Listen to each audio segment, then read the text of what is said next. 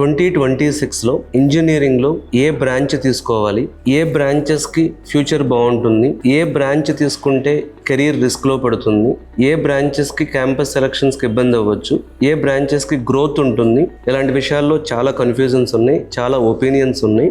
నాకు ఉన్న ఈ 15 years ఆఫ్ ట్రైనింగ్ ఎక్స్పీరియన్స్తో నా థాట్స్ కొన్ని ఈ వీడియోలో మీకు షేర్ చేస్తాను. సో ఇందులో ఫస్ట్ పాయింట్ డిస్కస్ చేద్దాం.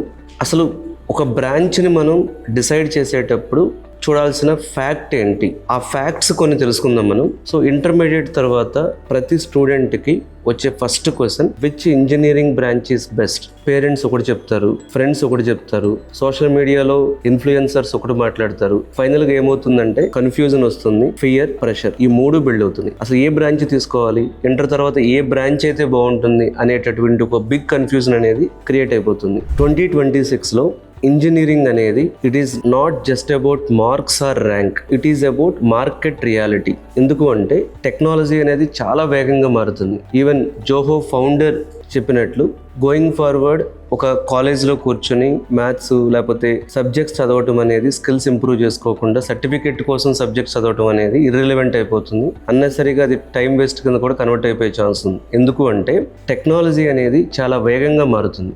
ఈ టెక్నాలజీ మార్పుకు అనుగుణంగా కొన్ని బ్రాంచెస్ చాలా బూమింగ్లోకి వెళ్తున్నాయి, కొన్ని బ్రాంచెస్ చాలా వేగంగా ఫేడ్ అవుట్ అయిపోతుంది. అసలు ఏ బ్రాంచ్ తీసుకుంటే వచ్చే 3 to 5 years అంటే 2026లో మీరు జాయిన్ అయితే 2030 వచ్చేటప్పటికి ఏ బ్రాంచెస్ రిస్కీ అవ్వచ్చు, ఏ బ్రాంచెస్ చాలా భూమిలోకి రావచ్చు అనేటటువంటిది కొన్ని ఫ్యాక్ట్స్ మనం ఈ వీడియోలో డిస్కస్ చేద్దాం.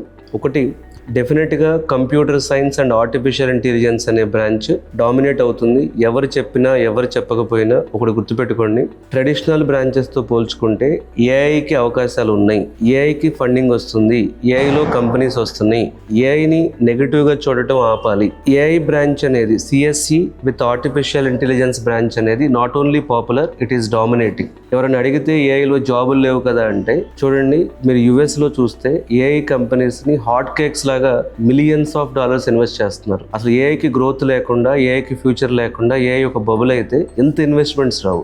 ఏఐ ప్రపంచం మొత్తాన్ని మార్చలేదు, అది నేను ఒప్పుకుంటాను. కానీ ఏఐలో మాత్రం కంపెనీస్ వస్తే ఏఐలో అవకాశాలు వస్తాయి. అసలు అవకాశాలు రాకుండా ఇంత క్రేజ్ ఏఐకి ఉండదు. So every company, every industry from health care to finance need AI engineers, data scientist and AI developers. AI అనేది నాట్ ఓన్లీ కోడింగ్ అండి, ఇందులో specialization and in depth knowledge matters ఇక్కడ. ఎందుకంటే మీరు ఒకసారి ఏఐ సైడ్ వెళ్తే జనరేటివ్ ఏఐ కానీ, agents build చేయడం కానీ, మెషిన్ లెర్నింగ్ కానీ, క్లౌడ్ కానీ, డేటా అనలిటిక్స్ కానీ ఇవన్నీ మీకు తెలిసి ఉండాలి. సో ఫ్యూచర్ జాబ్స్ కి ఆర్టిఫిషియల్ ఇంటెలిజెన్స్, జనరేటివ్ ఏఐ అనేది రియల్ ఇంజిన్ గ్రోత్ కాబట్టి, సో ఇంటర్మీడియట్ చదువుతున్న స్టూడెంట్స్ మీరు బీటెక్ వెళ్ళేటప్పుడు సిఎస్సి విత్ ఏఐ అనేది వన్ ఆఫ్ ద ఆప్షన్ గా పెట్టుకోవచ్చు. ఎందుకంటే ఎప్పుడు కూడా ఫ్యూచరిస్టిక్ బ్రాంచెస్ మనం సెలెక్ట్ చేసుకోవాలి కాబట్టి. రెండు, ఇంకొకటి కంప్యూటర్ సైన్స్ తో పాటు 2026లో చాలా గ్రో అయ్యే ఛాన్స్ ఉంది అని నేను బలంగా అనుకుంటుంది ఈసీఈ బ్రాంచ్. ఎందుకంటే సో జనరల్గా ఈసీఈ బ్రాంచ్ చాలా మంది ఏమనుకుంటారంటే టఫ్ అండ్ కన్ఫ్యూజింగ్ అనుకుంటారు. బట్ 2026లో ఈసీఈ అనేది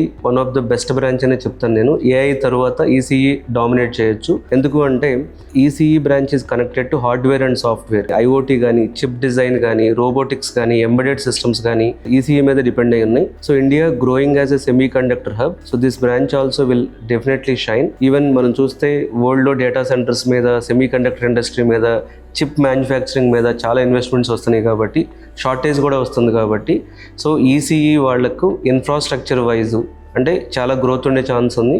సో లాస్ట్ ఇయర్తో పోల్చుకుంటే ఈసీఈ డిమాండ్ కొంచెం పెరిగే ఛాన్స్ ఉంది ఈ సంవత్సరం. థర్డ్ బ్రాంచ్ వచ్చేటప్పటికి కోర్ సిఎస్సి బ్రాంచ్ కూడా బాగుంటుంది. ఎందుకంటే కంప్యూటర్ సైన్స్ ఇంజనీరింగ్ సైడ్ వెళ్ళిన వాళ్ళకి వాడు సైబర్ సెక్యూరిటీ సైడ్ వెళ్ళొచ్చు, డెవాప్స్ సైడ్ వెళ్ళొచ్చు, క్లౌడ్ ఇన్ఫ్రాస్ట్రక్చర్ సైడ్ వెళ్ళొచ్చు, ఫుల్ స్టాక్ డెవలపర్ సైడ్ వెళ్ళొచ్చు, డేటా సైన్స్ సైడ్ వెళ్ళొచ్చు, ఏఐ సైడ్ వెళ్ళొచ్చు, ఇటు సైడ్ అయినా వెళ్ళే ఛాన్స్ ఉంటుంది. కాబట్టి సో మీరు కోర్ సిఎస్సి వాళ్ళకి కోడింగ్ నాలెడ్జ్ ఎక్కువ ఉంటుంది, networking knowledge, data science knowledge, ఇలా కాంబినేషన్ ఆఫ్ నాలెడ్జ్ వస్తుంది. కాబట్టి కోర్స్ కంప్యూటర్ సైన్స్ అనేది స్టిల్ థర్డ్ ఆప్షన్ కింద అనుకోవచ్చు మనం. ఫోర్త్ వచ్చేటప్పటికి ఈ ఇయర్ షైన్ అయ్యే ఛాన్స్ ఉన్న బ్రాంచ్ అని అనుకుంటుంది మెకానికల్ ప్లస్ మెకట్రానిక్స్. ఎందుకు అంటే ఇప్పుడు రోబోటిక్స్ యొక్క డిమాండ్ చాలా పెరుగుతుంది. సో ట్రెడిషనల్ మెకానికల్ బ్రాంచ్ అనేది ఆల్రెడీ ఫేడ్ అవుట్ అయిపోయింది. మెకానికల్ బ్రాంచ్ కి ఎలక్ట్రానిక్స్ మిక్స్ చేసి మెకట్రానిక్స్ వచ్చింది. Automation, drones, robotics, EV manufacturing ఇవన్నీ కూడా మెకట్రానిక్స్ లో డిపెండ్ అయి ఉన్నాయి. అయితే ఈ మెకట్రానిక్స్ కి ఇండియాలో ప్రాబ్లం ఏంటి అంటే సరైన ల్యాబ్ ఫెసిలిటీస్ కానీ లేకపోతే ఇంకొంచెం ఇంప్రూవ్ అవ్వాల్సిన ఛాన్స్ ఉంది.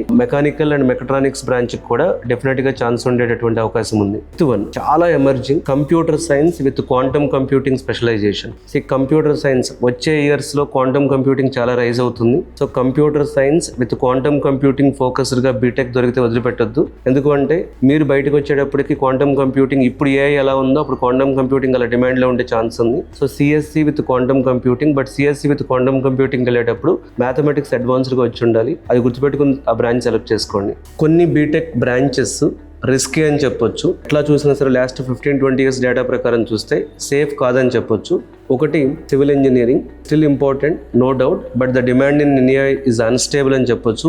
సో ఓన్లీ గవర్నమెంట్ ప్రాజెక్ట్స్ కానీ కన్స్ట్రక్షన్ మేనేజ్మెంట్లో కానీ design software like AutoCAD, Revit, project estimation ఇలాంటి జాబ్సే ఉన్నాయి. Civil is not dead, but up skilling is required in civil also heavily. So civil side jobs కానీ growth కానీ తక్కువ ఉండేటువంటి అవకాశం ఉంది. ఎక్సెప్ట్ టాప్ యూనివర్సిటీస్, టాప్ IITsలోకి వెళ్తే మాత్రమే సివిల్లో మీకు గ్రో అవ్వచ్చు. అలాగే సెకండ్ వన్ వచ్చేటప్పటికి metallurgical, mining and chemical engineering. So ఇది కూడా యాక్చువల్గా సాలిడ్ బ్రాంచ్ ఇది. బట్ చూస్తే ప్లేస్మెంట్స్ పాయింట్ ఆఫ్ వ్యూలో చూస్తే నేను చెప్పేదంతా ప్లేస్మెంట్స్ పాయింట్ ఆఫ్ వ్యూలో ప్లేస్మెంట్స్ లిమిటెడ్ ఉన్నాయి. Industries are specific and automation is replacing many of these jobs. Biotechnology jobs కూడా యాక్చువల్గా లాంగ్ టర్మ్ పాయింట్ ఆఫ్ వ్యూలో చూస్తే బయోటెక్నాలజీ సైడ్ కూడా బాగుండే ఛాన్స్ ఉంది, కానీ బట్ షార్ట్ టర్మ్లో ప్లేస్మెంట్స్ తక్కువే ఉన్నాయి. సో బయోటెక్నాలజీ చేసిన వాళ్ళంతా మళ్ళీ MTech చేసి MSc చేసి రీసెర్చ్ సైడ్ వెళ్తున్నారు. కాబట్టి బయాలజీ ప్లస్ టెక్నాలజీ కాంబో అనేది నేర్చుకుంటే బాగానే ఉంటుంది. ఓన్లీ టిపికల్ బయోటెక్నాలజీ అనేది మాత్రం షార్ట్ టర్మ్లో ప్లేస్మెంట్స్ తగ్గొచ్చు. కొత్త ట్రెండ్ రాబోతున్నది ఏంటి అంటే మల్టీ డిసిప్లినరీ బ్రాంచెస్ వస్తాయి. ఇవన్నీ మిక్స్ అయిపోతాయి. Data science, AI, machine learning, cyber security, robotics, IoT ఇవన్నీ మిక్స్ అయిపోయి ఎలాంటి బ్రాంచెస్ రావచ్చు అంటే AI plus ECE branch, mechanical plus automation branch, electrical plus EV branch, bio plus data science branch. So ఇలాంటి multi disciplinary universities వచ్చేటటువంటి chance ఎక్కువ ఉంది. ఫైనల్గా ఒకటి చెప్పగలను నేను, బ్రాంచ్ ఇంపార్టెంటే కానీ బ్రాంచ్ జాయిన్ అయినంత మాత్రాన మీకు జాబ్ వచ్చేది. ఈవెన్ నేను చూసిన సినారియోస్లో ఈవెన్ లో డిమాండ్ ఉన్న బ్రాంచ్ నేర్చుకుని కూడా టాప్ జాబ్స్ కొట్టిన వాళ్ళు ఉన్నారు. ఎందుకు అంటే ఇక్కడ అసలు బ్రాంచ్కి మించిన పాయింట్ ఏంటి అంటే 3 థింగ్స్ ఉన్నాయి. ఒకటి టెక్నికల్ స్కిల్స్, నువ్వు ఏ బ్రాంచ్ కైనా వెళ్ళు. Coding important, analytics important, design tools important, relevant softwares నేర్చుకోవడం important. Second point communication, problem solving. Companies ఎప్పుడు కూడా హైర్ చేసేది థింకర్స్ని, నాట్ జస్ట్ డిగ్రీ హోల్డర్స్. మూడవది internships and projects. Real work beats theory every time. So real internship అనేది important. So మీ friend చెప్పాడనో ఎవరో చెప్పారనో బ్రాంచ్ని బ్లైండ్గా సెలెక్ట్ చేయకండి. పాస్ట్లో సక్సెస్ అయిన బ్రాంచెస్ ఫ్యూచర్లో అవ్వకపోవచ్చు. చాలామంది చెప్పేవాళ్ళకి అసలు ఆ బ్రాంచ్లో ఇండస్ట్రీ ఎక్స్పీరియన్స్ లేకుండా చెప్పేవాళ్ళు కూడా చాలామంది ఉన్నారు. సో ఆ ఇండస్ట్రీ ఎక్స్పీరియన్స్ ఉన్న వాళ్ళు చెప్పిందే మీరు వినండి.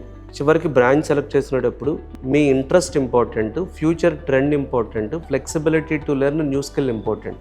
ఎమోషనల్గా చూజ్ చేసుకోవడం కాకుండా ఇంటెలిజెంట్గా ఆలోచించి 2030 మీరు బయటకు వచ్చేటప్పటికి ఏ బ్రాంచ్ అయితే ఫ్యూచర్ ఉంటుంది, గ్రోత్ ఉంటుంది, క్యాంపస్ సెలక్షన్స్ ఉంటాయి, ఎక్కువ బిజినెస్ ఆపర్చునిటీస్ ఉంటాయి, హై ప్యాకేజెస్ ఉంటాయి and better quality of work life balance ఉంటుంది. ఇలాంటివి ఆలోచించుకొని ఇప్పుడు బ్రాంచ్ సెలెక్ట్ చేసుకోవాలి.